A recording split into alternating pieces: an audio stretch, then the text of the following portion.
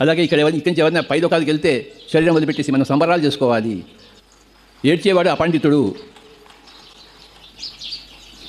ఎవరైనా దేనికైనా ఏడిస్తే నాకు పరమ అసహ్యంగా ఉంటుంది. నాకు వాడి ముఖం కూడా చూడబుద్ధి కాదు. నా తలకాయ నొప్పి వస్తుంది. నాకు ఎందుకు ఏడుస్తున్నాడో తెలియదు. ఏంట్రా నీ దుఃఖం అంటే రోజు మా పెళ్ళాన్ని నన్ను కొడుతోంది సార్ అంటాడు వాడు. ఇది ఎక్కడ వింత? మామూలుగా రివర్స్గా ఉంటుంది. వీడు వచ్చి ఏడుస్తున్నాడు నా దగ్గర. ఏమేంటంటే రోజు మా ఆవిడ కొడుతోంది సార్ నన్ను అంటాడు. అదే బాబా,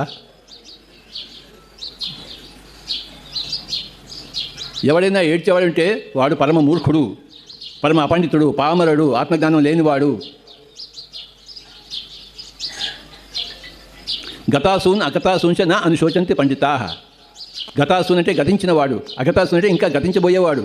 ఇద్దరి కోసము ఏడ్చేవాడు అపండితుడు. దేనికోసం ఏడవడు? ఉన్నవాడి కోసం ఏడవడు, పోయినవాడి కోసం ఏడవడు.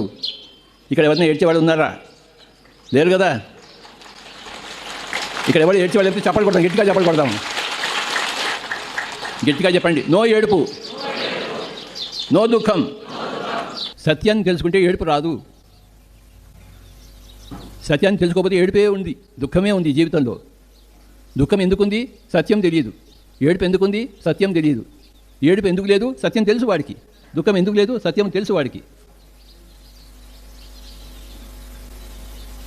మీ దుఃఖానికి కారణం మీరు సత్యంలో జీవించకపోవడమే. అంతేకాని మీ అత్తమ్మ, మీ కోడలు కాదు మీ దుఃఖానికి కారణం. మనల్ని ఎవరైతే పీకు తింటున్నారో ఈ జన్మలో, మనం వాళ్ళని పీకు తిన్నాం గత జన్మలో. లేదా వచ్చే జన్మలో వాళ్ళని మనం పీకు తింటాము అసత్యంలో జీవిస్తే. మొన్న నువ్వు నన్ను కొట్టావు కదా, ఇవాళ నేను కొడతాను. ఇదంతా అసత్యంలో జీవించడము. మొన్న నువ్వు నన్ను కొడితే ఇవాళ నేను కొట్టాలి ఏంటి నిన్ను? మొన్న నువ్వు నన్ను ఏడిపిస్తే ఇవాళ నిన్ను ఏడిపించాలా నేను? నో.